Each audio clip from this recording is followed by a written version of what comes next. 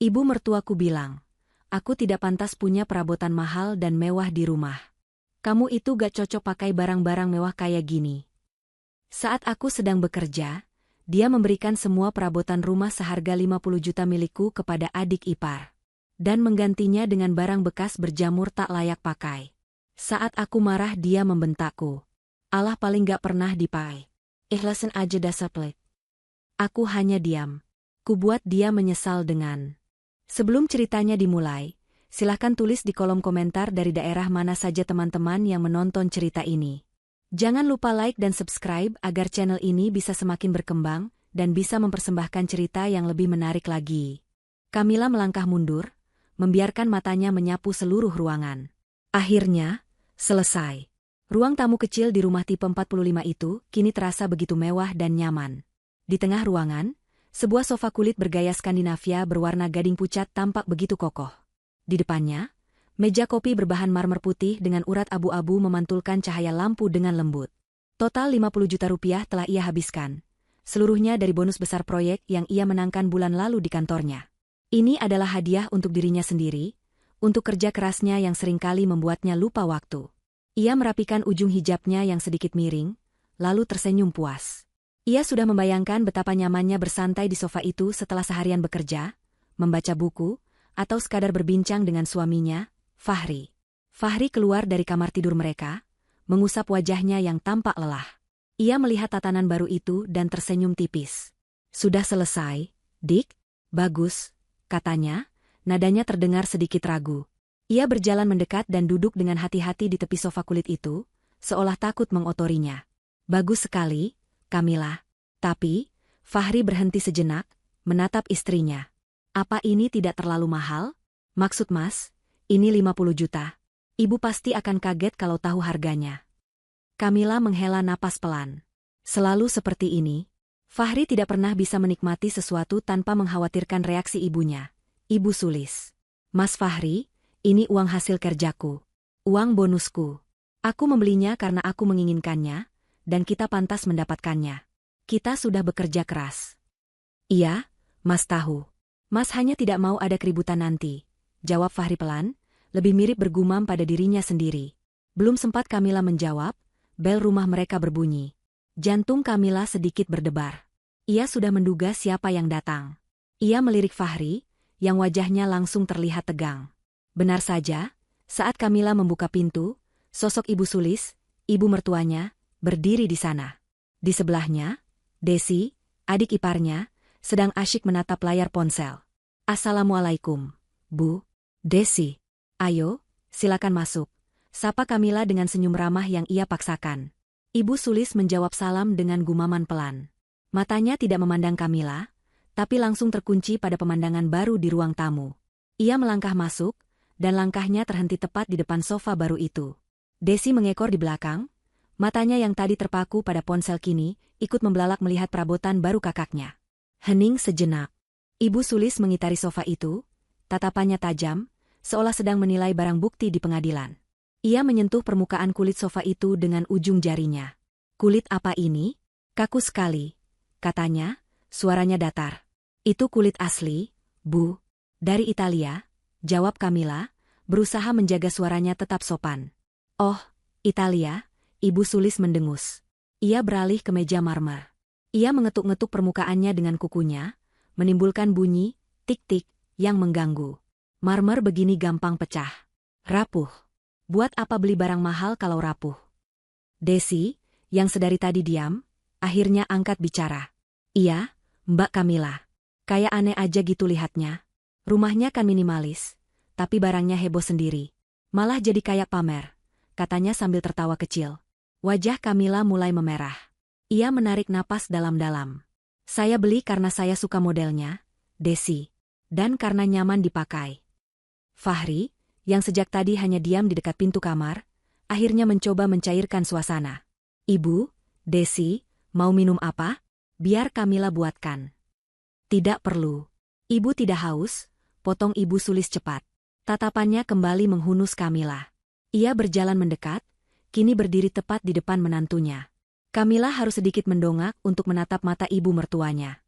Kamila, kata Ibu Sulis dengan nada rendah dan penuh penekanan. Saya mau bicara jujur sama kamu. Kamu itu tidak cocok pakai barang-barang mewah kayak gini. Tidak pantas. Jantung Kamila serasa diremas. Maksud ibu? Ya tidak pantas aja. Kamu itu dari kampung, kan? Sampai sekarang gaya kamu juga masih biasa saja. Kamu pakai hijab panjang begitu, sederhana, lalu tiba-tiba di rumah kamu ada sofa puluhan juta? Norak kelihatannya. Ibu Sulis tidak menahan suaranya sama sekali.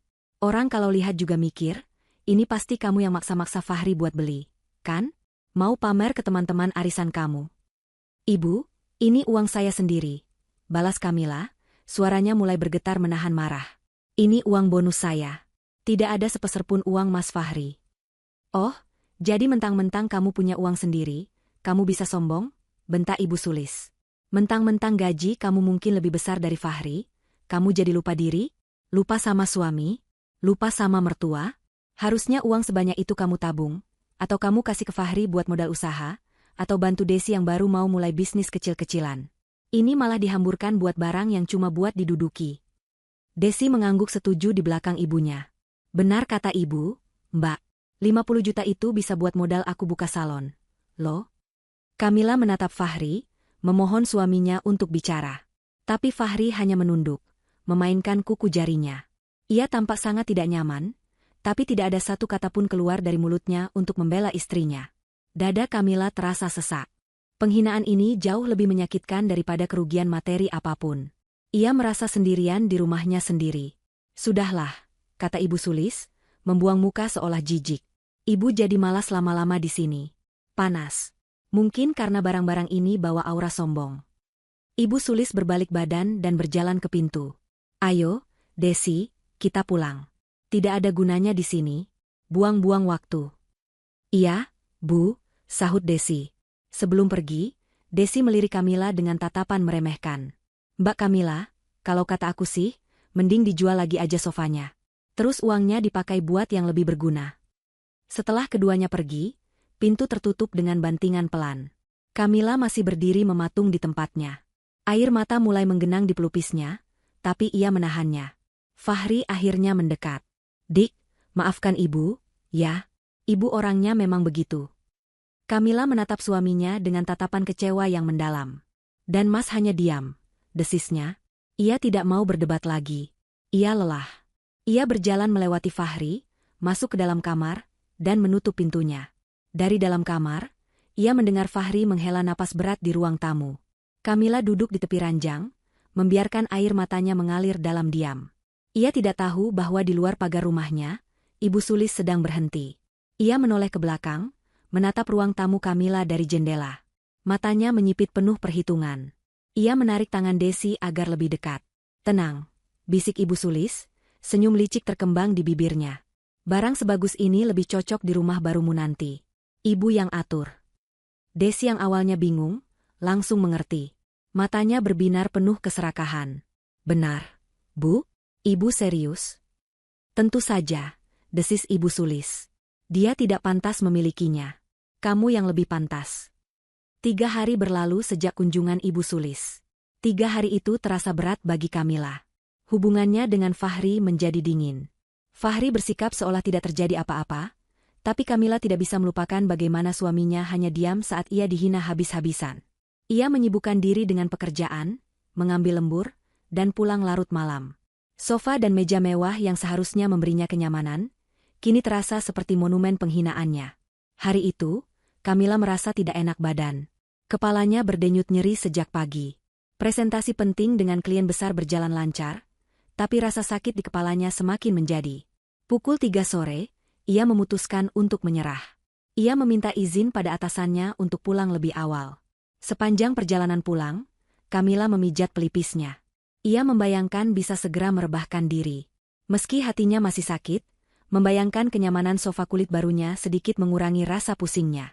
Ia hanya ingin tidur. Ia memarkir mobilnya di garasi. Suasana rumah sepi. Tentu saja, Fahri pasti masih di kantor. Kamila membuka pintu depan sambil mengucap salam pelan. Langkahnya terhenti di ambang pintu. Hidungnya menangkap bau aneh. Bukan bau kulit baru yang seharusnya menyambutnya. Ini bau apek. Bau busuk. Bau jamur yang menyengat. Mata Camilla membelalak ngeri. Ruang tamunya kosong. Sofa kulit Italia berwarna gading itu lenyap. Meja marmer putih dengan urat abu-abu itu hilang. Lantai keramik putih di bawahnya kini terlihat telanjang dan kotor oleh jejak sepatu berlumpur. Tidak. Ini tidak mungkin. Jantung Camilla berdebar begitu kencang hingga terasa sakit. Matanya liar memandang sekeliling. Lalu ia melihatnya. Di tempat sofanya yang mewah dulu, kini berdiri sebuah kursi kayu tua yang reot. Kain pelapisnya berwarna coklat kusam, sobek di banyak tempat, memperlihatkan busa kuning kotor di dalamnya. Kaki-kaki kursi itu tampak rapuh dan keropos. Dan di tempat meja marmernya yang elegan, kini tergeletak sebuah meja triplek kecil yang sudah lapuk. Permukaan meja itu menggelembung karena lembab, dan di beberapa bagian, bercak-bercak putih jamur tumbuh dengan subur. Camilla mundur selangkah, tangannya terangkat menutup mulutnya. Napasnya tercekat. Bau busuk itu semakin menusuk hidung. Tidak, tidak mungkin. Bisiknya. Ia berlari ke kamar tidur. Jantungnya sedikit lega. Tempat tidurnya masih ada. Lemarinya utuh. Ia berlari ke dapur. Perabotan dapurnya, kulkas, kompor, semua masih di tempatnya. Hanya ruang tamu. Hanya perabotan seharga 50 juta itu yang hilang. Tubuhnya gemetar hebat. Siapa? Perampok? Tapi perampok macam apa yang mengambil sofa dan meja, lalu repot-repot menggantinya dengan rongsokan berjamur? Perampok mana yang punya kunci rumahnya? Tiba-tiba, bisikan Ibu Sulis 3 hari lalu terngiang kembali di telinganya. Tenang. Barang sebagus ini lebih cocok di rumah barumu. Ibu yang atur. Darah Camilla serasa mendidih. Ia berjalan kembali ke ruang tamu. Kakinya terasa lemas. Ia menatap tumpukan sampah yang kini menghiasi ruang tamunya dengan nanar. Ini bukan sekadar pencurian. Ini adalah penghinaan yang disengaja. Ini adalah pernyataan perang. Mata Camilla tertuju pada sesuatu di atas meja triplek yang lapuk itu. Secari kertas kuning kecil. Sebuah post-it note. Dengan tangan gemetar, Camilla mendekat. Ia menahan napas, tidak mau menghirup aroma jamur yang menjijikkan itu. Ia membungkuk dan membaca tulisan tangan yang sangat ia kenali. Tulisan tangan Ibu Sulis. Barang bekas ini lebih pas buat kamu. Syukuri aja pemberian orang tua. Tulisan itu menamparnya lebih keras dari apapun. Barang bekas. Ibu Sulis menganggapnya barang bekas, sama seperti sampah yang kini ditinggalkannya di rumah Camilla. Syukuri aja pemberian orang tua. Sebuah pembenaran yang keji atas tindakannya merampas hak orang lain. Kemarahan yang luar biasa, dingin dan tajam, menjalari seluruh tubuh Camilla, mengalahkan rasa sakit di kepalanya. Rasa pusingnya hilang seketika, digantikan oleh fokus yang menakutkan. Ia tidak menangis. Ia tidak berteriak. Perlahan, ia mengeluarkan ponsel dari tas kerjanya. Dengan tangan yang kini stabil, ia membuka kamera. Klik. Ia memfoto kursi reot itu. Klik. Ia memperbesar gambar jamur di meja triplek. Klik. Ia memfoto seluruh ruangan yang kini tampak seperti tempat pembuangan sampah. Dan klik. Ia memfoto dari jarak dekat catatan kecil di kertas post-it kuning itu. Ia mencoba menelepon Fahri. Panggilan masuk, tapi tidak diangkat. Camilla menarik napas panjang, menenangkan dirinya. Ia tahu suaminya mungkin sedang rapat. Atau mungkin, suaminya tahu soal ini dan sengaja menghindari panggilannya. Pikiran itu membuat hatinya semakin perih. Tidak masalah. Ia tidak akan menunggu Fahri. Ia tidak akan menangis mengadu pada suaminya yang pasif. Ia sudah dihina. Haknya sudah dirampas. Rumahnya sudah dinodai. Ia menatap foto-foto di ponselnya. Ini adalah buktinya. Kemarahan di dalam dadanya tidak lagi panas, tapi telah membeku menjadi es. Ia tidak akan melabrak. Ia tidak akan memakinya. Ia akan membuat Ibu Sulis dan Desi menyesal. Ia akan membuat mereka mengembalikan apa yang telah mereka ambil, dengan cara yang paling memalukan. Camilla membetulkan letak hijabnya yang sedikit berantakan. Ia menghapus air mata yang hampir jatuh di sudut matanya. Wajahnya mengeras. Ia tahu persis apa yang harus ia lakukan selanjutnya. Ia membuka kontak di ponselnya dan mencari sebuah nama. Bukan nama suaminya, bukan nama polisi. Tapi nama seseorang yang akan menjadi langkah pertamanya dalam membalas penghinaan ini. Camilla mengunci pintu rumahnya dari luar. Ia tidak sudi berlama-lama menghirup bau busuk dari hadiah mertuanya. Ia melangkah pasti menuju mobilnya. Tangannya tidak gemetar lagi. Kepalanya yang tadi berdenyut sakit kini terasa jernih, setajam pisau bedah. Tidak ada air mata, tidak ada teriakan histeris. Yang ada hanyalah kemarahan dingin yang telah membeku menjadi tekad. Ia tahu kemana harus pergi. Sepanjang perjalanan menuju rumah Ibu Sulis, ponselnya berdering. Nama, Mas Fahri, tertera di layar. Kamila meliriknya sekilas, lalu mengabaikannya. Panggilan itu mati, lalu berdering lagi. Kamila tetap diam. Ia tidak akan bicara dengan suaminya sebelum ia melihat dengan mata kepalanya sendiri. Ia harus memastikan dugaannya 100% benar. 15 menit kemudian, ia tiba di depan rumah mertuanya. Rumah itu bergaya lama, sederhana, dan terletak di gang yang cukup ramai. Kamila memarkir mobilnya sedikit jauh agar tidak menarik perhatian. Ia berjalan kaki menyusuri gang. Benar saja, pintu depan rumah Ibu Sulis terbuka lebar. Terdengar suara tawa cekikikan Desi dari dalam. Sepertinya mereka sengaja membiarkan pintu terbuka, agar tetangga bisa melihat kemewahan baru di dalam rumah mereka. Kamila berhenti sejenak di depan pintu. Ia menarik napas panjang, membetulkan letak hijabnya yang rapi, lalu melangkah masuk sambil mengucap salam dengan suara datar dan jelas. Assalamualaikum. Pemandangan di depannya persis seperti dugaannya, namun tetap saja membuat dadanya sesak. Di sana, di ruang tamu Ibu Sulis yang sempit dan bercat kuning pudar, sofanya berada. Sofa kulit gading seharga puluhan juta itu tampak sesak, terjepit di antara lemari pajangan kayu model lama dan dinding. Meja marmernya juga ada di sana. Di atasnya tergeletak beberapa bungkus makanan ringan dan ponsel Desi. Desi, yang sedang asyik bersandar di sofa sambil mengambil foto dirinya sendiri, terlonjak kaget melihat kemunculan Kamila. Senyumnya langsung lenyap. Ibu Sulis keluar dari dapur, membawa nampan berisi 2 gelas es sirup. Ia juga membeku di tempat saat melihat Kamila berdiri di ambang pintu, menatap lurus ke arah perabotan miliknya. Hening sejenak. Hanya suara kipas angin tua di langit-langit yang berderit. Ibu, Desi, barang-barang saya ada di sini, kata Kamila. Suaranya tenang, tanpa getaran, namun terdengar sangat dingin di telinga Ibu Sulis. Ibu Sulis buru-buru meletakkan nampan di atas meja marmer curian itu. Wajah kagetnya dengan cepat berubah menjadi galak. Ia sudah siap bertarung. Loh, kamu kesini? Ngapain? Ini bukan barang kamu. Ini barang ibu. Ibu beli buat Desi. Kamu jangan sembarangan menuduh ya. Desi, melihat ibunya sudah pasang badan, ikut berdiri. Iya, Mbak Kamila. Apaan sih? Datang-datang kok nuduh. Ini hadiah dari ibu buat aku. Mbak salah lihat kali. Kamila bahkan tidak melirik ke arah Desi. Matanya tetap terkunci pada Ibu Sulis. Ibu, saya punya kwitansi pembelian atas nama saya. Itu sofa saya, dan itu meja saya. Saya minta dikembalikan ke rumah saya. Sekarang juga. Permintaan Kamila yang tenang itu justru menyulut amarah Ibu Sulis. Mertuanya itu merasa diremehkan. Apa kamu bilang? Kembalikan? Kamu kira barang ini bisa diangkat-angkat kayak bawa bantal? Sudah ibu bilang ini punya ibu. Ibu beli. Ibu beli di mana? Boleh saya lihat kwitansinya? Tantang Kamila, suaranya masih datar. Ibu Sulis gelagapan. Ia tidak menyangka Kamila akan menanyakan bukti. Kwitansi itu, ya ada. Tapi bukan urusan kamu. Kamu itu menantu, harusnya sopan sama mertua. Bukan malah datang menuduh kayak polisi. Saya sopan, Bu. Saya hanya minta hak saya kembali, jawab Kamila. Hak? Hak apa? Desi menimpali dengan nada mengejek. Mbak Kamila kan orang kaya. Gajinya besar. Beli barang beginian aja hitungan. Kita ini orang susah, Mbak. Wajarlah ibu beliin aku yang bagus. Masa Mbak tega mau ambil lagi? Jangan pelit-pelit amat jadi orang. Cemoohan, pelit, itu akhirnya meledakkan amarah Ibu Sulis yang sedari tadi ia tahan. Inilah saatnya. Ia maju selangkah, menunjuk wajah Kamila dengan telunjuknya yang gemetar karena marah. Kamu dengar itu? Kamu pelit. Dasar pelit, teriak Ibu Sulis. Wajahnya memerah padam. Hadiah? Ini memang haknya Desi. Kamu itu.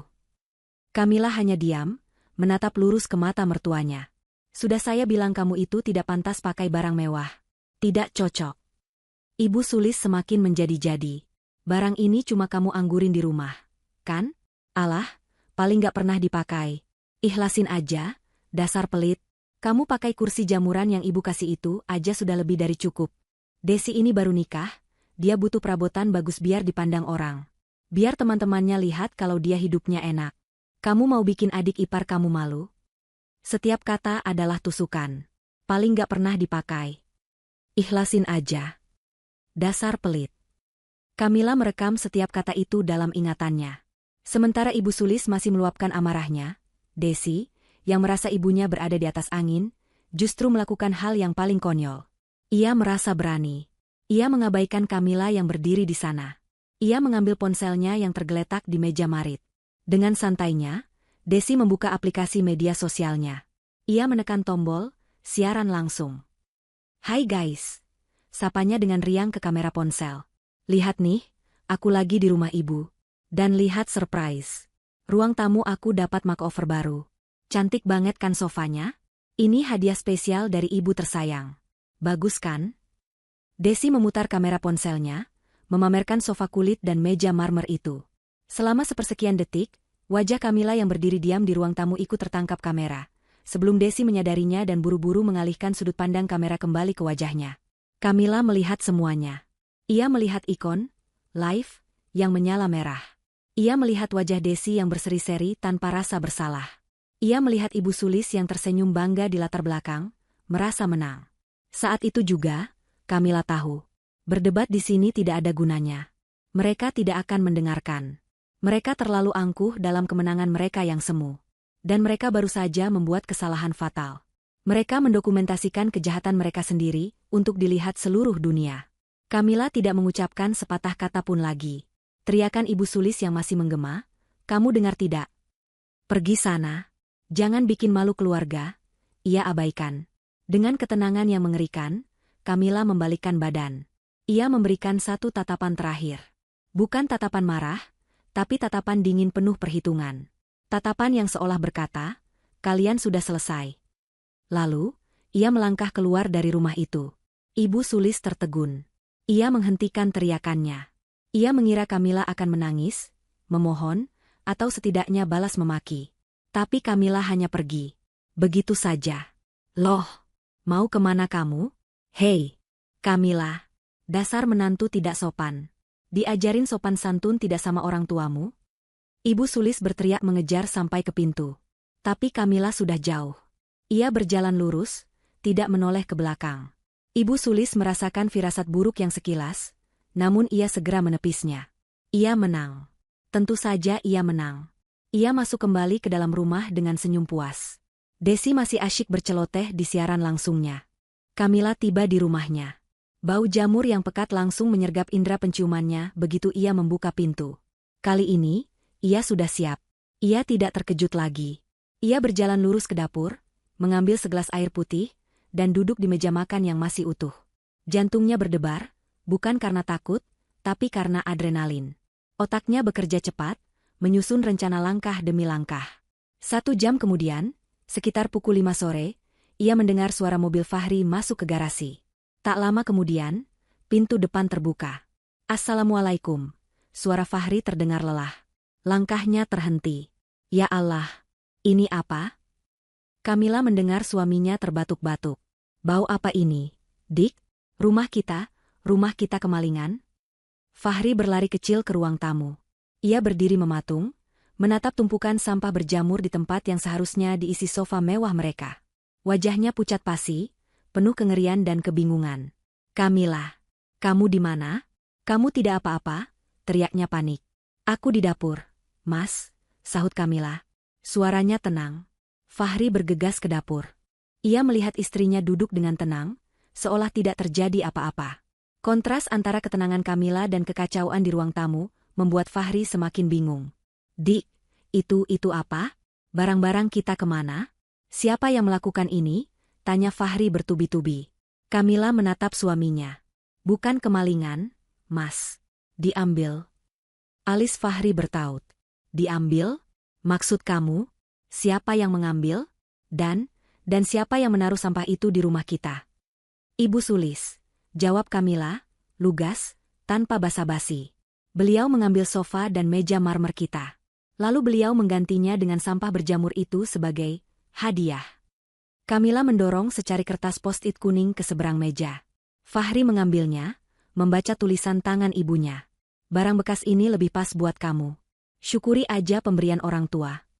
Wajah Fahri berubah dari pucat menjadi merah padam. Ia meremas kertas itu. Ibu gak mungkin. Ibu gak mungkin. Ia mondar-mandir di dapur, tangannya memijat pelipisnya. Pasti ada salah paham. Dik, gak mungkin ibu setega ini. Aku sudah dari sana, Mas, kata Kamila dingin. Aku melihat sofa dan meja kita ada di ruang tamu ibu. Dan ibu mengakuinya. Fahri berhenti mondar-mandir. Lalu, kamu bertengkar sama ibu? Tanyanya, nada suaranya terdengar cemas. Aku minta barangku dikembalikan. Tapi ibu membentakku. Ibu bilang aku pelit. Ibu bilang aku tidak pantas pakai barang itu.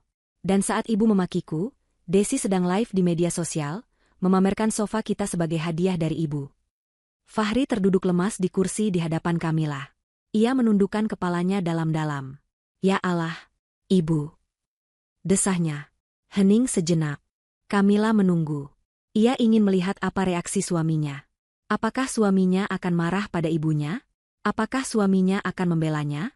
Fahri mengangkat kepalanya. Matanya menatap Kamila dengan tatapan memohon. Dik, Mas minta maaf.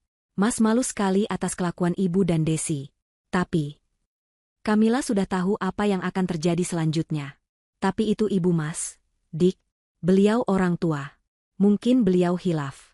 Mungkin beliau cuma pinjam, tidak bermaksud. Pinjam? Potong Kamila. Apa orang pinjam meninggalkan limbah beracun di rumah kita? Mas? Apa orang pinjam bilang aku pelit dan tidak pantas? Bukan begitu maksud Mas. Suara Fahri sedikit meninggi. Mungkin ibu tidak tahu kalau barang itu berjamur. Sudahlah, Dik. Jangan diperpanjang. Jangan ribut sama orang tua, nanti tidak berkah hidup kita. Biar nanti Mas yang bicara pelan-pelan sama ibu. Kita beli lagi saja, ya? Nanti Mas bantu tambah. Kamila berdiri. Rasa kecewanya pada Fahri kini, bahkan melebihi rasa marahnya pada Ibu Sulis. Suaminya, pelindungnya, sekali lagi memilih untuk mengalah demi ibunya. Baik, kata Kamila singkat. Baik kalau Mas pilih diam. Bukan diam, Dik. Mas cuma cari jalan tengah. Aku tidak akan berdebat dengan Mas. Potong Kamila. Ia berjalan melewati Fahri, mengambil ponselnya. Tapi aku tidak akan tinggal diam. Ini rumahku. Ini hasil kerjaku. Dan aku tidak akan membiarkan siapapun, termasuk ibu Mas, menghinaku dan membahayakan kesehatanku di rumahku sendiri. Fahri menatap istrinya dengan bingung dan sedikit marah. Kamu mau apa? Mau melabrak ibu lagi? Mau lapor polisi? Kamila, jangan gegabah. Itu ibumu juga. Kamila tidak menjawab. Ia menekan beberapa nomor di ponselnya. Suaranya terdengar profesional, sopan, dan sangat jelas. Selamat sore. Saya Kamila dari perumahan Gria Asri. Saya butuh jasa deep cleaning, fogging disinfektan, dan pembuangan limbah berbahaya. Ya, segera. Di rumah saya ada perabotan bekas yang terkontaminasi jamur parah. Sangat bau dan terlihat beracun. Fahri membelalakan matanya. Kamila menutup telepon dan segera menelepon nomor lain. Halo, selamat sore, Pak Rahmat. Saya Kamila. Saya butuh jasa appraisal aset dari Bapak. Bukan, Pak, bukan rumah. Untuk perabotan. Saya perlu surat penilaian resmi yang menyatakan kondisi dan nilai dari beberapa unit perabotan, ya perabotan bekas dan berjamur yang ada di rumah saya sekarang. Saya butuh surat resmi yang menyatakan ini tidak layak pakai, atau berbahaya bagi kesehatan. Kapan Bapak bisa datang? Besok pagi? Baik, Pak. Terima kasih banyak. Fahri menelan ludah. Wajahnya pucat pasi. Kamila tidak menelepon polisi. Dia tidak menelepon pengacara. Dia memanggil ahli. Dia sedang mengumpulkan bukti. Dia tidak menyerang dengan emosi, tapi dengan fakta. Setengah jam kemudian, bel rumah berbunyi. Tim kebersihan darurat datang lebih cepat dari perkiraan. 2 orang petugas masuk, mengenakan masker tebal, sarung tangan karet, dan kacamata pelindung. Fahri hanya bisa berdiri kaku di ambang pintu dapur, menyaksikan mereka bekerja. Salah satu petugas, yang sepertinya adalah supervisor, menyinari kursi reot itu dengan senter. Ia sedikit mencongkel kain yang sobek. Bu, kata petugas itu, suaranya teredam masker. Ia menoleh ke Kamila. Wajahnya tampak ngeri. Ini jangan disentuh pakai tangan kosong. Bu, ini jamur hitam Stachybotrys. Ini beracun. Kalau sporanya terhirup, bisa bikin infeksi paru-paru akut. Ini bukan perabotan, Bu. Ini limbah B3. Bahan berbahaya dan beracun. Fahri merasa mual. Ibunya telah menaruh limbah beracun di rumahnya. Kamila mengangguk, wajahnya tetap tenang, meski hatinya mencelos ngeri membayangkan apa yang bisa terjadi. Ia menatap lurus ke arah Fahri, yang kini bersandar lemas di dinding. Lalu ia kembali menatap petugas itu. "Bapak," kata Kamila dengan suara tegas. "Bisakah Bapak buatkan saya surat pernyataan resmi tertulis mengenai temuan Bapak? Lengkap dengan kop surat perusahaan dan tanda tangan Bapak. Saya butuh surat itu untuk laporan." Petugas kebersihan itu mengangguk. "Tentu, Bu. Kami akan buatkan berita acara pembuangan limbah. Ini prosedur standar kami jika menemukan material berbahaya seperti ini."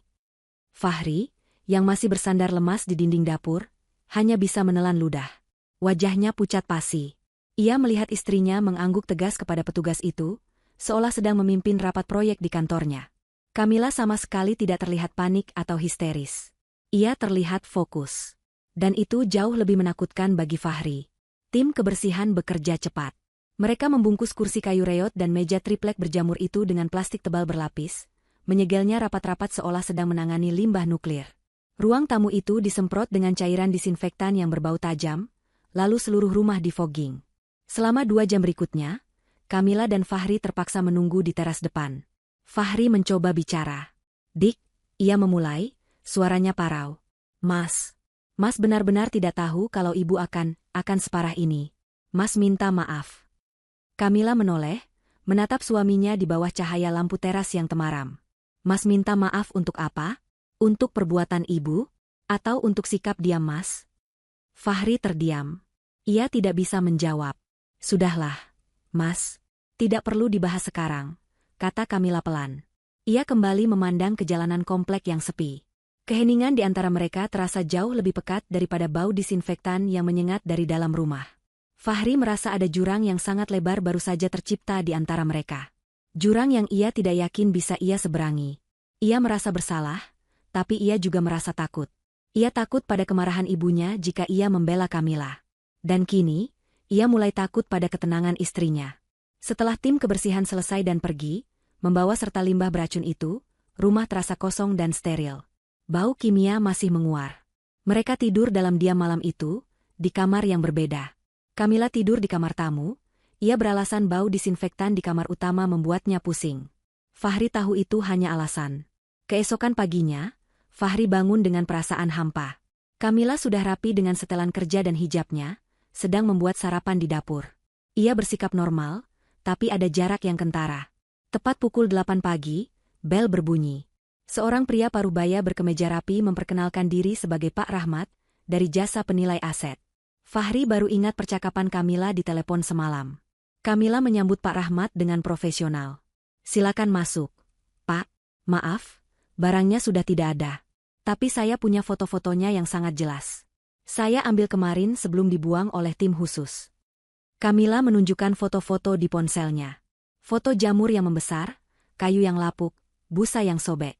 Pak Rahmat mengamati dengan kening berkerut. "Bu Kamila, ini bukan perabotan," kata Pak Rahmat dengan nada prihatin. "Ini sampah. Nilai ekonomisnya 0. Bahkan negatif, karena membahayakan. Ini tidak layak pakai sama sekali. Siapa yang memberikan ini pada ibu?" "Ibu mertua saya, Pak," jawab Kamila tenang. Pak Rahmat tampak kaget, tapi ia cepat-cepat menguasai diri. "Baik, Bu. Sesuai permintaan ibu, saya akan buatkan surat keterangan resmi. Saya akan cantumkan berdasarkan analisis visual dari foto beresolusi tinggi, perkiraan kondisi barang adalah rusak berat, terkontaminasi jamur berbahaya, dan nilai aset 0 rupiah. Surat ini akan resmi, menggunakan kop surat perusahaan kami." 1 jam kemudian, Pak Rahmat pergi, meninggalkan selembar surat berkop resmi di tangan Kamila. Fahri, yang mengamati seluruh proses itu dari meja makan, merasa perutnya melilit. Kamila kini memiliki 2 senjata. 2 lembar surat resmi yang menyatakan, hadiah, ibunya adalah limbah beracun dan sampah tidak berharga. Setelah Pak Rahmat pergi, Kamila duduk di meja makan, berseberangan dengan Fahri. Ia meletakkan 2 lembar surat itu di atas meja. Surat dari tim kebersihan dan surat dari Pak Rahmat. "Dik, kamu mau apa dengan surat-surat ini?" tanya Fahri hati-hati. Menuntut keadilan, Mas, jawab Kamila singkat. Kamu mau lapor polisi? Kamila, tolong pikirkan lagi. Itu ibu Mas.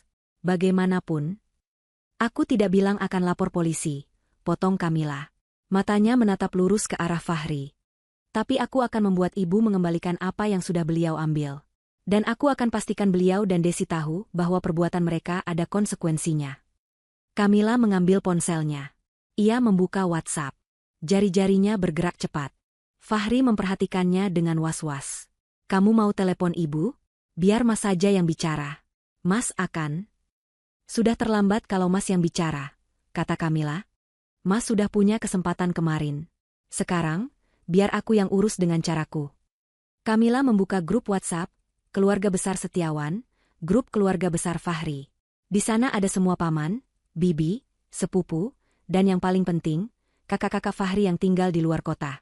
Kamila menarik napas panjang. Pertama, ia memfoto kedua surat itu. Surat, berita acara pembuangan limbah, dan surat, penilaian aset, nilai 0 rupiah. Lalu, ia mengirimkan kedua foto itu ke dalam grup. Seketika, grup yang biasanya hanya ramai dengan ucapan selamat pagi itu hening. Kamila menunggu beberapa detik, membiarkan semua orang melihat dan membaca foto surat itu. Lalu, ia mengetik pesannya. Pesan yang tenang, sopan, namun mematikan. Assalamualaikum, Paman, Bibi, Mas, dan Mbak semua. Mohon maaf sebelumnya jika pesan Kamila mengganggu. Kamila hanya ingin menginformasikan, untuk sementara waktu, rumah kami tidak bisa menerima tamu. Kemarin, Ibu Sulis berbaik hati, menukar seluruh perabotan ruang tamu kami senilai 50 juta, dengan perabotan bekas yang Bapak Ibu bisa lihat surat keterangannya di atas. Jeda sejenak. Ia melanjutkan ketikannya. Menurut tim ahli, perabotan pengganti tersebut adalah limbah B3 yang berbahaya bagi kesehatan karena terkontaminasi jamur beracun. Oleh karena itu, rumah kami baru saja selesai dikarantina dan didisinfeksi total tadi malam. Mohon doanya agar kami sekeluarga sehat selalu. Kirim. Kamila meletakkan ponselnya di atas meja dengan layar menghadap ke atas. Fahri menatap istrinya dengan ngeri. Ini bukan sekadar laporan. Ini adalah deklarasi perang yang sangat elegan dan brutal. Kamila tidak menuduh. Ia hanya menginformasikan fakta, lengkap dengan bukti dari ahli. Ia memposisikan dirinya sebagai korban yang rumahnya baru saja diserang senjata biologis. Tidak sampai 30 detik. Ponsel Kamila dan Fahri bergetar bersamaan. Grup itu meledak. Pak D. Anwar, astagfirullah. Ini surat apa? Limbah B3. Bude Ratih, Sulis. Apa-apaan ini? Kamu tega mau meracuni anak menantumu sendiri? Mbak Anissa, kakak perempuan tertua Fahri, ibu. Apa yang ibu lakukan? Fahri, Kamila, kalian tidak apa-apa. Mas Danang, kakak laki-laki Fahri, ini penghinaan. Fahri, kenapa kamu diam saja istrimu diperlakukan begini? Ponsel Fahri berdering tanpa henti. Telepon dari kakak-kakaknya, pamannya, bibinya. Ia menatap layar ponselnya dengan panik. Nama, Mas Danang, berkedip di layar. Mas Danang adalah kakak tertua yang paling dihormati dan paling ditakuti Ibu Sulis. Ia yang membiayai sekolah Fahri dan Desi setelah ayah mereka meninggal. Fahri menatap Kamila, memohon. Dik, angkat, Mas tidak tahu harus bilang apa. Kamila menggeleng. Itu masnya Mas Fahri. Mas yang angkat. Katakan yang sejujurnya.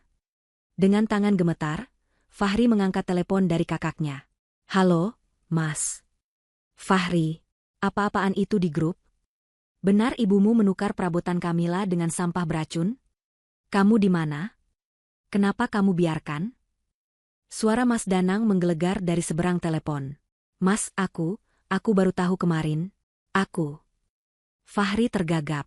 Kamu jangan jadi laki-laki lembek. Fahri, istrimu itu dipermalukan. Rumah kalian dikasih penyakit. Sekarang kamu bicara sama ibu. Suruh ibu kembalikan barang Kamila. Atau Mas sendiri yang pulang ke sana besok. Telepon ditutup. Bersamaan dengan itu, ponsel Kamila berdering. Nama, ibu mertua, tertera di layar. Kamila menatap layar itu dengan dingin. Serangan senyapnya berhasil. Umpannya dimakan. Kamila membiarkan ponselnya berdering 5 kali sebelum akhirnya ia menekan tombol hijau untuk menjawab. Jantungnya berdebar, tapi ia memegang kendali penuh atas dirinya. Ia menekan satu tombol lagi sebelum mendekatkan ponsel ke telinganya. Tombol, rekam panggilan. Assalamualaikum, Bu, sapa Kamila dengan nada datar dan tenang. Waalaikumsalam. Kamila, apa maksud kamu mengirim surat-surat tidak jelas itu ke grup keluarga? Kamu mau mempermalukan ibu? Suara Ibu Sulis di seberang sana melengking tinggi, penuh amarah yang meledak-ledak. Ia jelas panik. Serangan senyap Kamila telah memukulnya tepat di titik terlemahnya. Harga dirinya di depan keluarga besar Setiawan, terutama di depan Danang, anak sulungnya yang paling ia segani. Saya tidak bermaksud mempermalukan ibu, jawab Kamila pelan, menjaga suaranya tetap stabil. Saya hanya menginformasikan kondisi rumah saya yang sebenarnya kepada keluarga.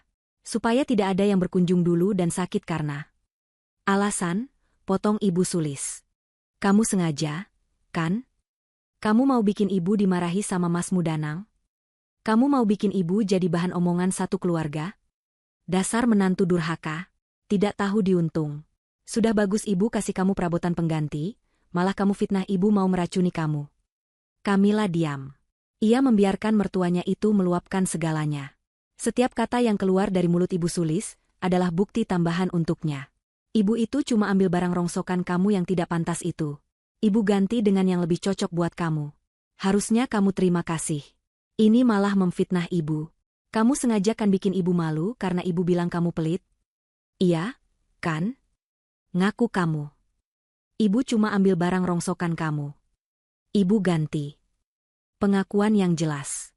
Kamila mencatatnya dalam hati. Di seberang meja, Fahri menatap istrinya dengan cemas. Ia bisa mendengar samar-samar suara ibunya yang sedang mengamuk. Ia memberi isyarat dengan tangan, meminta Kamila untuk menyudahi telepon itu, untuk mengalah. Kamila mengabaikannya. Setelah hampir 2 menit Ibu Sulis berteriak tanpa jeda, suaranya mulai serak. Ia berhenti untuk mengambil napas. Inilah saatnya. Sudah selesai, Bu? Tanya Kamila, suaranya masih tetap tenang, namun kini ada nada dingin yang menusuk. Ibu Sulis tertegun mendengar respons menantunya. Apa kamu bilang? Saya tidak butuh drama, Bu, kata Kamila, suaranya tegas.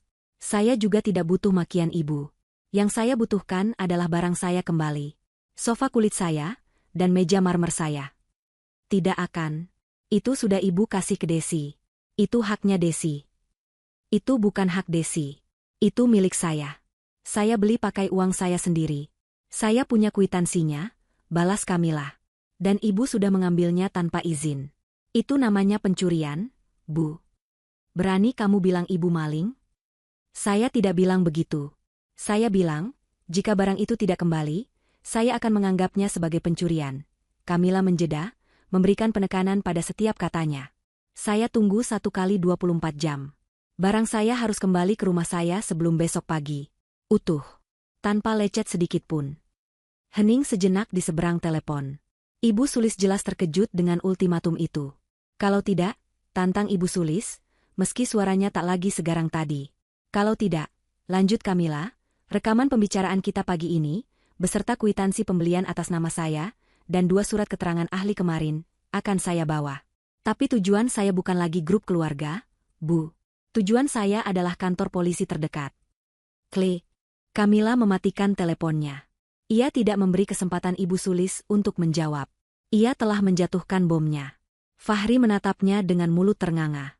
Dik, kamu merekam pembicaraan ibu. Tentu saja, jawab Kamila sambil menyimpan file rekaman itu. Untuk berjaga-jaga. Sekarang, ibu punya waktu kurang dari 24 jam untuk memutuskan. Dan Mas, Kamila menatap suaminya tajam, sebaiknya Mas tidak menelepon ibu untuk membujukku. Ini urusanku. Urusan Mas adalah memutuskan Mas mau berdiri di pihak siapa.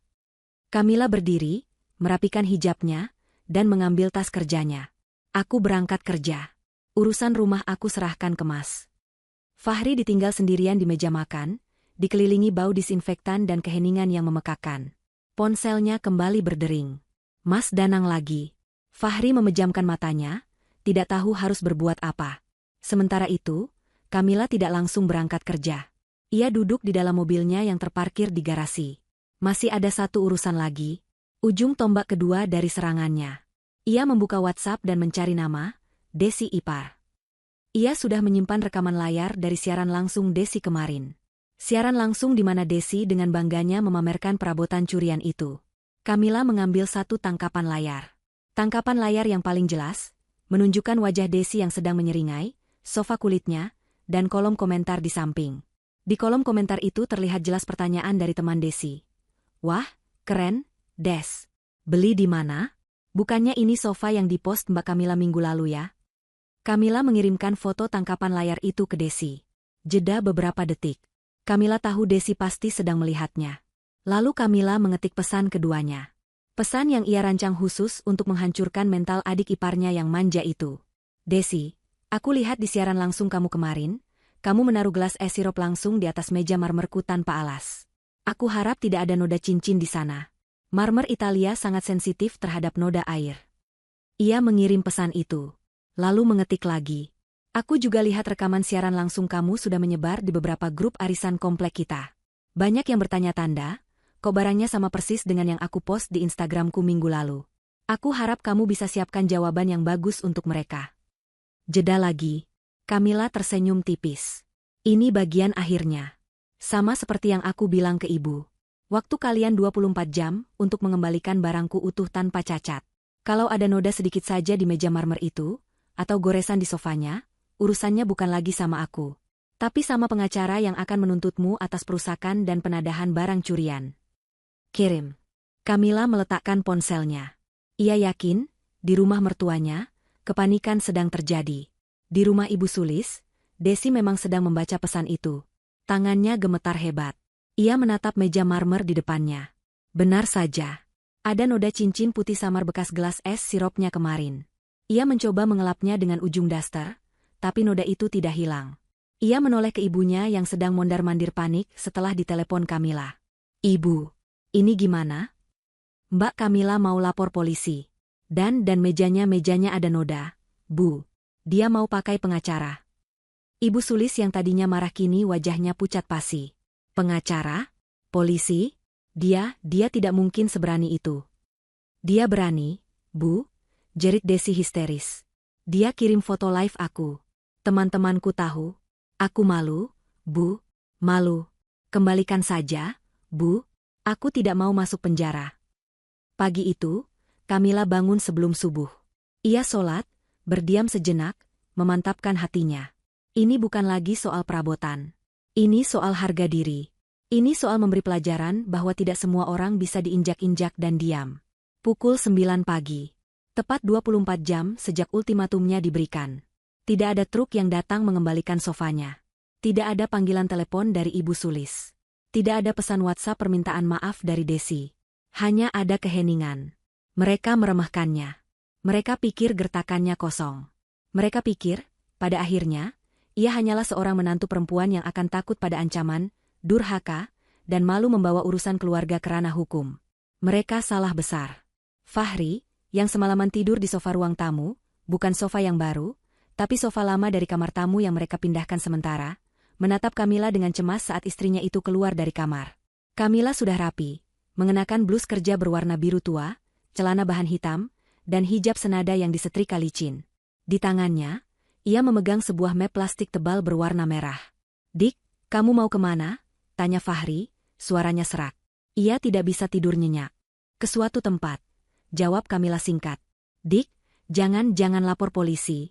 Dik, Mas mohon. Kita selesaikan baik-baik. Biar Mas yang ke rumah ibu sekarang, Mas akan paksa ibu. Kamila berhenti melangkah. Ia menoleh ke suaminya. Tatapannya dingin. Kesempatan Mas untuk memaksa ibu, sudah lewat 24 jam. Mas tidak melakukan apa-apa selain memintaku untuk sabar dan mengalah.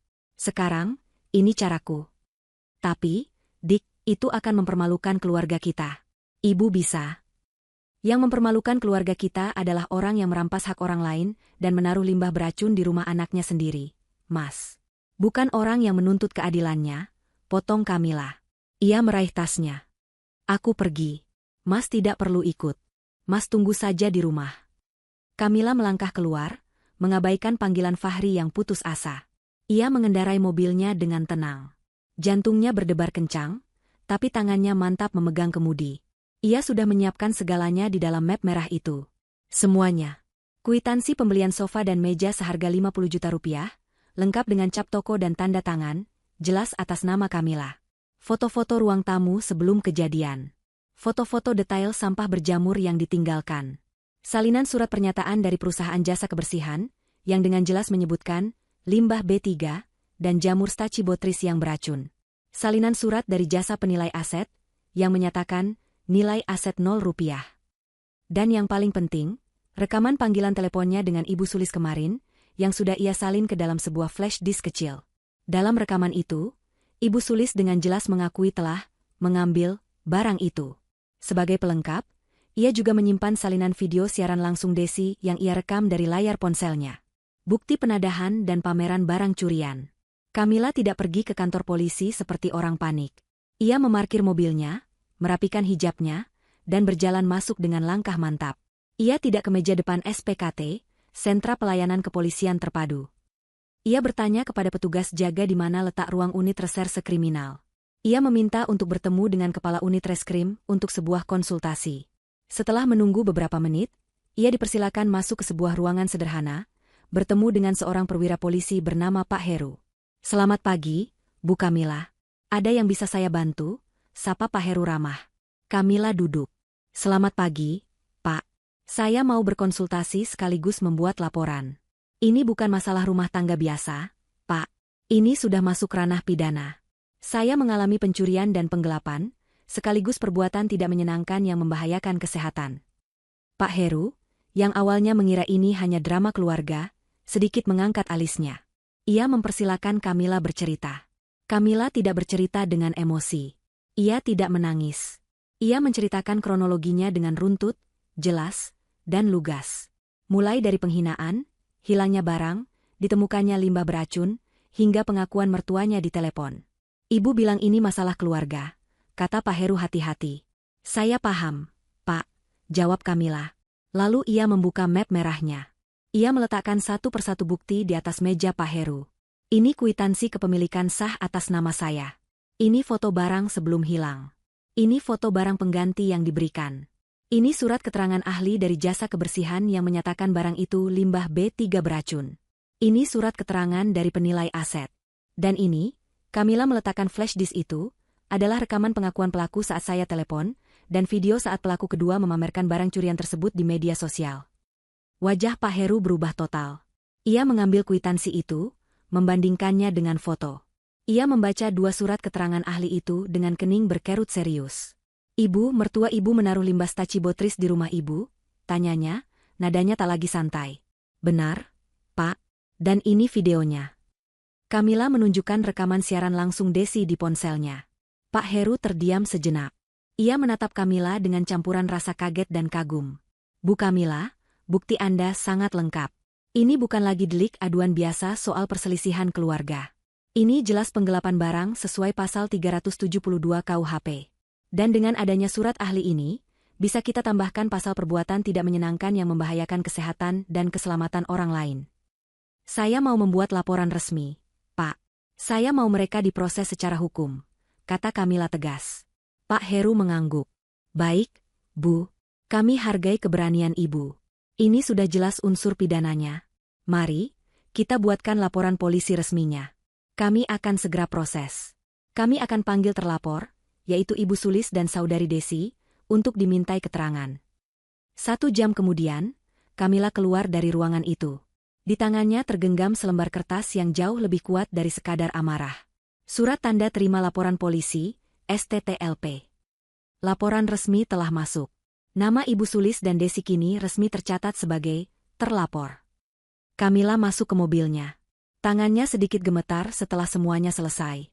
Ia menarik napas panjang. Tidak ada jalan untuk kembali. Ponselnya bergetar. Belasan panggilan tak terjawab dari Fahri. Kamila mengabaikannya. Ia membuka kamera ponselnya. Ia memfoto surat laporan polisi di tangannya. Lalu, ia mengirimkan foto itu ke 3 orang. Pertama, ke suaminya, Fahri, tanpa teks apa-apa. Kedua, ke Ibu Sulis, tanpa teks apa-apa. Ketiga, ke Desi. Bom itu akhirnya meledak. Fahri sedang mondar-mandir di ruang tamu yang kosong. Bau disinfektan sudah memudar, menyisakan bau hampa. Ia tidak bisa bekerja. Pikirannya kacau. Ia terus-menerus menelepon Kamila, tapi tak satu pun diangkat. Ia mengirim pesan, "Dik, jangan. Mas mohon. Kita bicara dulu. Mas yang akan selesaikan. Jangan lapor." Pesan itu hanya dibaca, tidak dibalas. Lalu, sebuah notifikasi pesan baru masuk dari Kamila. Hati Fahri berdebar. Ia buru-buru membukanya. Itu bukan pesan teks. Itu sebuah foto. Foto selembar kertas dengan kop surat Kepolisian Negara Republik Indonesia. Surat laporan polisi. Ia memperbesar gambar itu. Matanya terpaku pada kolom, terlapor. Jelas tertulis, 1 Sulis. 2 Desi. Darah Fahri serasa surut dari wajahnya. Jantungnya seperti berhenti berdetak. Ini nyata. Kamila benar-benar melakukannya. Dia melaporkan ibu kandungnya sendiri ke polisi. Amarah yang luar biasa, yang lahir dari rasa takut dan rasa bersalah yang tertumpuk, meledak di dalam dirinya. Ini bukan lagi soal perabotan. Ini soal harga diri keluarganya, harga diri ibunya. Bagaimana bisa Kamila, istrinya, melakukan hal segila ini? Di saat yang hampir bersamaan, di rumah Ibu Sulis, kepanikan yang sesungguhnya baru saja dimulai. Desi yang pertama melihat foto itu.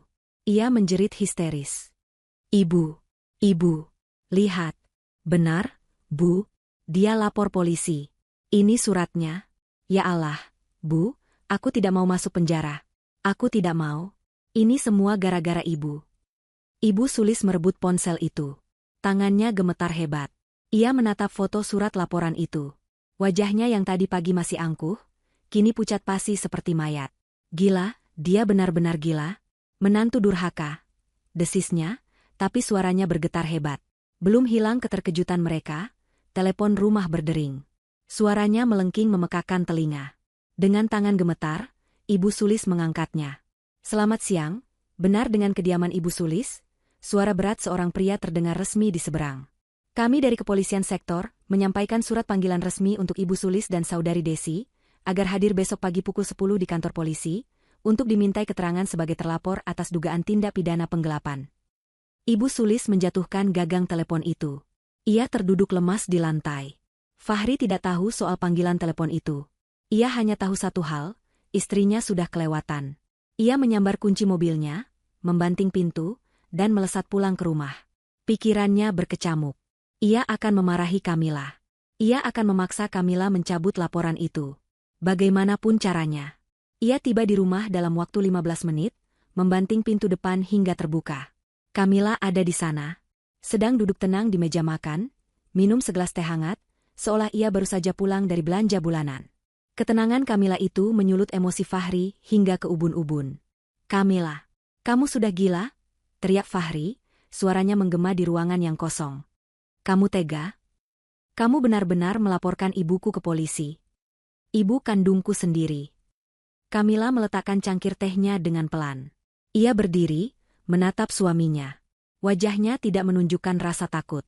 Hanya kekecewaan yang mendalam. "Beliau ibumu, Mas. Tapi beliau juga orang yang menghinaku. Beliau orang yang merampas hakku. Beliau orang yang menaruh limbah beracun di rumah ini, rumah kita." Balas Kamila, suaranya mulai meninggi, tak lagi tertahan. "Itu bisa dibicarakan baik-baik," bentak Fahri. "Tidak perlu sampai lapor polisi. Kamu mau semua orang tahu aib keluarga kita? Kamu mau ibuku di penjara?" "Aku sudah mencoba bicara baik-baik, Mas." Suara Kamila bergetar, bukan karena takut, tapi karena amarah dan sakit hati yang akhirnya ia luapkan. "Di mana Mas saat aku bicara baik-baik? Saat aku dihina di depan Mas 3 hari lalu, Mas diam. Saat aku pulang dan menemukan rumahku diisi sampah berjamur, Mas memintaku ikhlas. Saat aku memberi mereka ultimatum 24 jam, Mas memintaku mengalah. Aku hanya tidak mau ada keributan." Bela Fahri, suaranya melemah. "Keributan?" Kamila tertawa sinis. "Jadi, menurut Mas, yang membuat ribut itu aku? Aku yang barangnya dicuri? Aku yang rumahnya dikasih penyakit? Bukan ibumu yang serakah? Bukan adikmu yang tidak tahu malu? Selama ini aku sabar, Mas." Lanjut Kamila, air matanya kini mulai menggenang, tapi suaranya tetap tegas. "Aku sabar saat ibu menyindir caraku berhijab katanya kampungan. Aku sabar saat ibu membanding-bandingkan gajiku dengan Mas. Aku sabar saat ibu selalu merendahkanku di setiap acara keluarga. Aku diam. Aku pikir, Mas akan membelaku. Aku pikir, Mas adalah suamiku, pelindungku. Fahri terdiam kaku. Setiap kata Kamila menusuknya tepat di jantung. Tapi ternyata tidak, desis Kamila. Mas tidak pernah membelaku. Mas lebih takut sama ibumu daripada Mas menghargai aku sebagai istrimu. Mas membiarkan aku diinjak-injak di rumahku sendiri. Mas diam. Fahri menunduk. Ia tidak bisa membantah. Semua yang dikatakan Kamila adalah kebenaran yang memalukan. Aku sudah selesai bersabar. Mas, kata Kamila, suaranya kembali tenang namun menusuk. Aku sudah melapor. Dan aku tidak akan mencabut laporan itu. Aku akan lanjutkan ini sampai tuntas. Sampai mereka mengembalikan hakku dan mendapat pelajaran. Kamila menatap mata suaminya, tatapan yang menuntut sebuah pilihan. Sekarang, Mas pilih, kata Kamila pelan. Aku sudah muak berada di tengah-tengah. Mas mau berdiri di sampingku sebagai suamiku, dan ikut aku menuntut keadilan? Atau? Kamila menunjuk ke arah pintu depan. Mas mau pulang ke rumah ibumu sekarang, membela beliau yang jelas-jelas bersalah, dan tetap jadi anak kesayangan ibu selamanya. Ultimatum itu menghantam Fahri lebih keras daripada surat laporan polisi tadi. Pilih, istrinya yang benar, atau ibunya yang salah. Bayangan wajah ibunya yang angkuh. Bayangan wajah Desi yang mengejek. Bayangan sofa berjamur yang bau. Dan bayangan wajah istrinya yang menangis dalam diam selama berhari-hari. Semuanya berputar di kepalanya. Rasa marah pada Kamila lenyap seketika, digantikan oleh gelombang rasa malu dan penyesalan yang luar biasa besar. Ia telah gagal. Ia gagal total sebagai suami. Fahri terduduk lemas di kursi. Ia menutupi wajahnya dengan kedua tangannya. Bahunya bergetar. Maaf. Bisiknya lirih.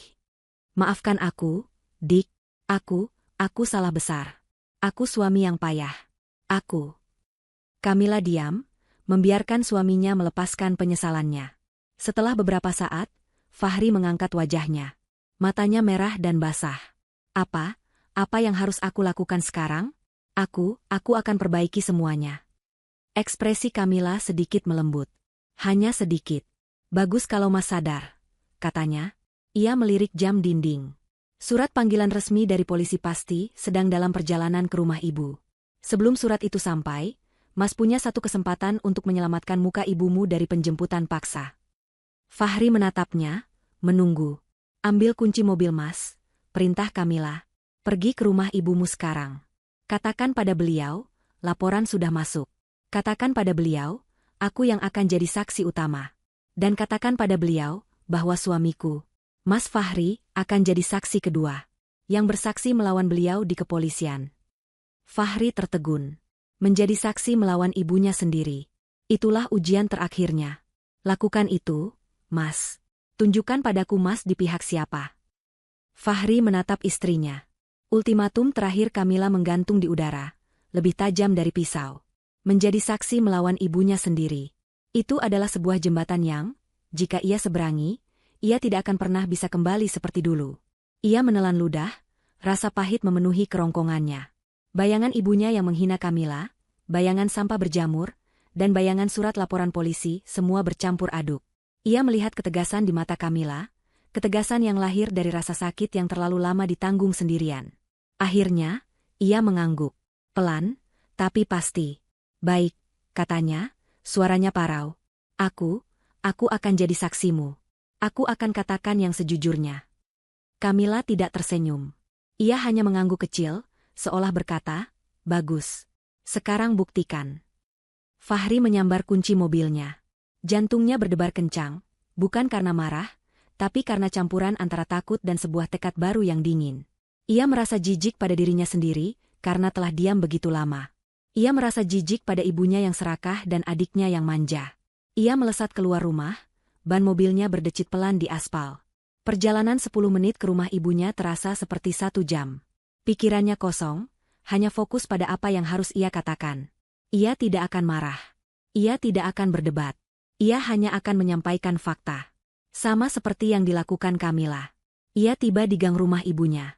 Suasana sudah panik. Ia melihat Desi sedang menangis histeris di teras, sementara ibunya, Ibu Sulis, mondar-mandir sambil memegang kepala. Jelas, Panggilan telepon resmi dari kantor polisi sudah mereka terima. Fahri memarkir mobilnya dengan kasar, membuat Desi dan Ibu Sulis terlonjak kaget. Keduanya menatap Fahri seolah melihat hantu. Mereka mengharapkan Fahri datang untuk memarahi Kamila, untuk membela mereka. Fahri, anakku. Ibu Sulis berlari kecil, mencoba memeluk Fahri. Kamu lihat? Istrimu sudah gila. Dia lapor polisi. Ibu dipanggil polisi, Fahri. Tegas sekali dia. Fahri tidak bergerak. Ia membiarkan tangan ibunya terulur di udara, lalu jatuh lemas. Ia menatap ibunya dengan tatapan dingin yang belum pernah ia tunjukkan seumur hidupnya. Kamila tidak gila, katanya datar. Ibu yang keterlaluan. Ibu Sulis tertegun. Apa katamu? Ibu yang mencuri barangnya. Ibu yang menaruh sampah beracun di rumah kami. Lanjut Fahri, suaranya tenang tapi berat. Laporan sudah masuk. Polisi sudah menelepon. Tapi ibu ini ibumu, jerit Ibu Sulis, tak percaya dengan perubahan sikap anaknya. Kamu harus bela ibu. Kamu suruh istrimu cabut laporan itu. Dia tidak akan mencabutnya, kata Fahri. Kecuali satu hal. Apa? Desi menyahut sambil sesenggukan. Kami ganti?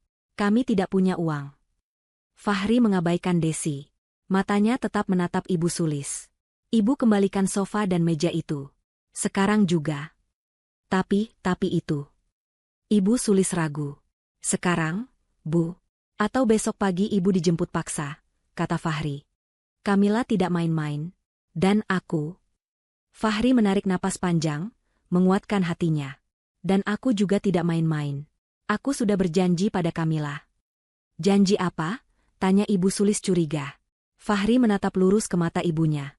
Kalau ibu tidak mengembalikannya, besok pagi di kantor polisi, aku yang akan jadi saksi. Melawan ibu dan Desi. Aku akan bersaksi di depan penyidik, bahwa aku melihat barang curian itu ada di rumah ini. Aku akan bersaksi bahwa ibu mengakui telah mengambilnya. Hening. Suara jangkrik di kebun tetangga tiba-tiba terdengar memekakan telinga. Ibu Sulis terhuyung mundur. Wajahnya pucat pasi. Ancaman dari Kamila itu menakutkan. Tapi ancaman dari putra kesayangannya sendiri? Itu menghancurkan. Ini adalah aib terbesar. Anak kandungnya sendiri akan menjebloskannya ke penjara. Desi berhenti menangis. Ia menatap kakaknya dengan ngeri. Mas Fahri, Mas tegas sama ibu? Kamu yang tegas sama Mbak Kamila, balas Fahri tajam. Kamu pakai barang curian, kamu pamer di media sosial. Kamu ikut menikmati. Sekarang kamu juga harus ikut tanggung jawab. Cari truk. Sekarang juga. Angkut barang itu. Malam-malam begini cari truk di mana? Rengek Ibu Sulis. Itu urusan ibu. Aku tunggu 1 jam, kata Fahri. Ia lalu duduk di kursi teras yang reot, mengeluarkan ponselnya, dan diam. Ia tidak mau masuk. Ia tidak sudi duduk di sofa curian itu. 1 jam itu adalah neraka bagi Ibu Sulis dan Desi. Kepanikan melanda. Ibu Sulis menelepon ke sana kemari, memohon, meminjam, mencari jasa angkut. Desi menangis tanpa henti, menyalahkan ibunya, menyalahkan Kamila, menyalahkan semua orang kecuali dirinya sendiri. Akhirnya, Ibu Sulis berhasil mendapatkan jasa angkut bak terbuka, dengan harga 3 kali lipat lebih mahal karena sudah malam. Setengah jam kemudian, truk itu tiba. Proses pengangkutan adalah sebuah parade rasa malu. Suara berisik truk masuk gang sempit dan perdebatan sengit antara Ibu Sulis dan sopir truk membangunkan para tetangga. Satu persatu, pintu dan jendela tetangga terbuka. Mereka menonton dalam diam. Mereka melihat Ibu Sulis yang biasanya angkuh, kini wajahnya pucat dan kuyu, ikut mendorong-dorong sofa kulit mewah itu. Mereka melihat Desi yang biasanya manja, kini menangis sambil memegangi ujung meja marmer yang berat. Dan mereka melihat Fahri, anak kesayangan Ibu Sulis, hanya duduk diam di teras, mengawasi ibunya bekerja seperti mandor. Para tetangga mulai berbisik. Aib itu tersebar lebih cepat daripada api. Butuh waktu hampir 1 jam untuk memuat semuanya. Fahri mengikuti truk itu dari belakang dengan mobilnya. Pikirannya kalut, tapi ia tahu ini adalah hal yang benar. Mereka tiba di rumah Kamila. Lampu teras menyala terang. Kamila berdiri di ambang pintu, kedua tangannya terlipat di dada. Hijabnya rapi. Wajahnya tenang, seperti seorang ratu yang menunggu upeti. Fahri keluar dari mobil. Ia tidak berani menatap istrinya. Ia hanya memberi isyarat kepada sopir truk untuk menurunkan barang. Tunggu, kata Kamila. Suaranya tidak keras, tapi cukup untuk menghentikan semua gerakan. Ibu Sulis dan Desi turun dari truk, wajah mereka kusut dan penuh keringat. Kamila berjalan mendekati bak truk. Ia menyalakan senter dari ponselnya. Fahri menahan napas. Kamila memeriksa setiap inci perabotannya di bawah cahaya senter yang tajam. Lalu, ia berhenti. Ia menyorotkan cahayanya ke satu titik di permukaan meja marmer. Berhenti, katanya lagi. Ia mengarahkan senternya ke sopir truk, ke ibunya, ke Desi. Turunkan mejanya. Hati-hati. Letakkan di sini, di bawah lampu teras. Dengan susah payah, meja itu diturunkan. Kamila berjongkok. Jari telunjuknya yang ramping menelusuri permukaan marmer itu. Ini, katanya. Ia menunjuk sebuah goresan panjang dan tipis, tapi terlihat jelas karena menembus lapisan pelindung marmer. Ini goresan. Kemarin tidak ada. Lalu ia beralih ke sofa. Ia menyorotkan senternya ke bantalan duduk. Dan ini. Noda apa ini? Lengket. Ia menatap Desi. Desi langsung pucat teringat es sirupnya. Ibu Sulis sudah tidak tahan. Ya Allah, Kamila. Itu cuma goresan kecil. Noda itu bisa dicuci. Jangan rewel. Yang penting barangmu sudah kembali, kan? Kamila berdiri. Ia mematikan senternya. Ia menatap lurus ke mata Ibu Sulis yang memerah karena marah dan lelah. Aku tidak mau barang cacat, kata Kamila datar. Barang ini sudah rusak. Nilainya sudah turun drastis. Aku tidak mau barang bekas pakai Desi. Jadi mau kamu apa? Jerit Ibu Sulis frustrasi. Barang sudah dikembalikan, kamu masih tidak terima? Kamila menatap mertuanya. Benar, aku tidak terima. Dan aku tidak akan mencabut laporannya. Ibu Sulis terhuyung. Desi kembali menangis. Fahri memejamkan mata. Kecuali. Lanjut Kamila. Semua mata tertuju padanya. Kamila mengeluarkan ponselnya. Ia membuka aplikasi kalkulator. Ia mengetik beberapa angka. Lalu ia membalikan layar ponsel itu ke arah Ibu Sulis. Angka, 55 juta, berpendar terang di kegelapan malam. Barang ini kubeli seharga 50 juta. Tapi karena inflasi dan model baru, harga di toko sekarang sudah naik. Itu, Kamila menunjuk angka di ponselnya, adalah harga barunya. 55 juta. Aku minta ganti rugi uang tunai seharga barang baru, kata Kamila, suaranya sedingin es. Kalian bayar aku 55 juta. Tunai. Besok pagi. Atau proses hukum jalan terus. Ganti rugi, atau penjara. Ultimatum terakhir itu menghantam Ibu Sulis seperti palu godam.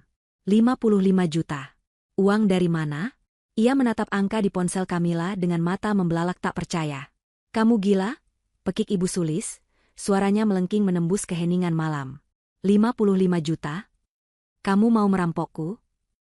Aku tidak merampok, balas Kamila tenang. Aku hanya meminta ganti rugi atas barangku yang kalian ambil dan kalian rusak. Ibu yang merampokku. Ini, Kamila menunjuk sofa dan meja yang tergeletak di teras. Bawa kembali barang rusak ini. Aku tidak sudi menerimanya. Aku mau uang tunai. Desi, yang sejak tadi menangis, kini histeris. Ibu, aku tidak mau masuk penjara. Aku tidak mau. Cari uangnya, Bu, cari.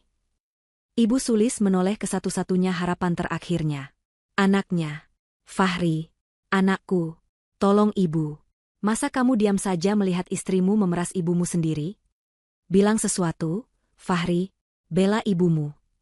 Fahri membuka matanya. Ia berjalan pelan, bukan ke arah ibunya, tapi ke samping Kamila. Ia berdiri di sisi istrinya. Ia menatap ibunya dengan tatapan yang penuh dengan kekecewaan dan kelelahan. Ibu yang mulai, kata Fahri, suaranya berat. Ibu yang mencuri. Ibu yang menghina istriku. Ibu yang menaruh racun di rumah kami. Sekarang, ibu yang harus selesaikan. Tapi ibu tidak punya uang sebanyak itu, ratap Ibu Sulis. Itu bukan urusanku, kata Fahri dingin. Ibu yang memulainya dengan Desi. Sekarang, ibu dan Desi yang harus cari. Kalau ibu tidak bisa bayar. Fahri menelan ludah, tapi ia melanjutkan kalimatnya. Aku tidak akan menghalangi polisi menjemput ibu dan Desi besok pagi. Aku sudah memilih. Itu adalah pukulan final. Ibu Sulis ambruk. Ia terduduk lemas di aspal yang dingin.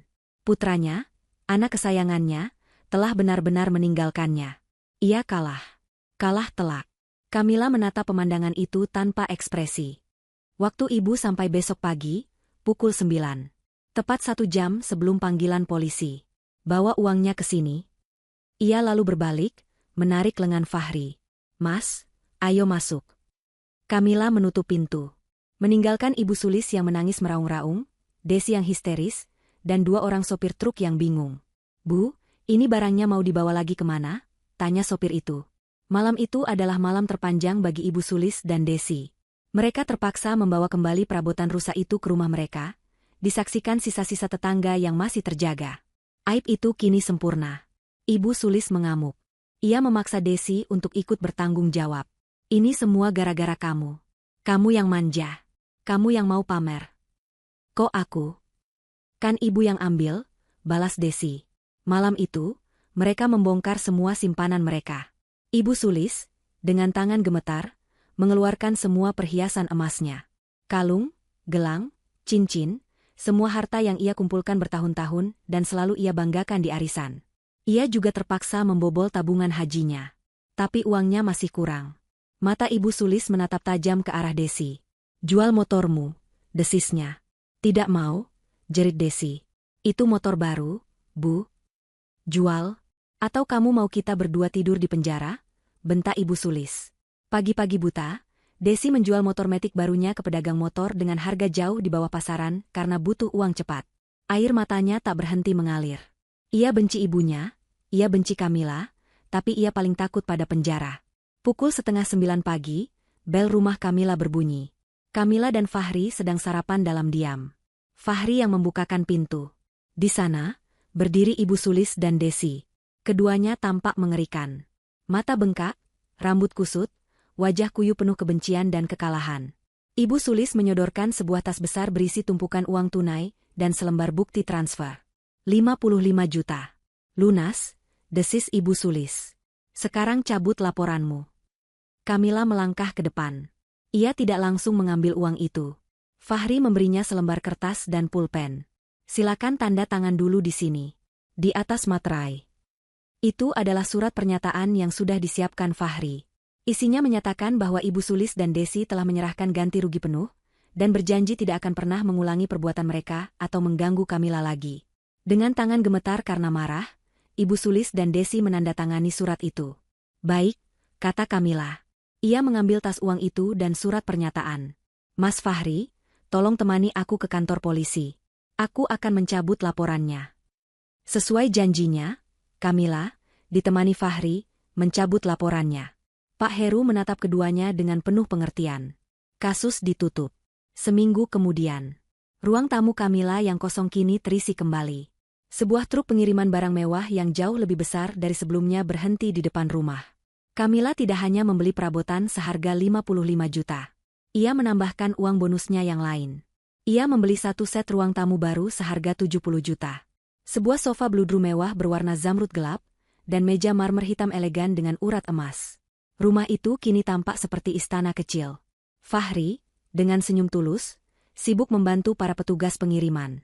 Ia menggeser meja, merapikan karpet, dan sesekali bertanya pada istrinya. Sudah pas di sini, sayang?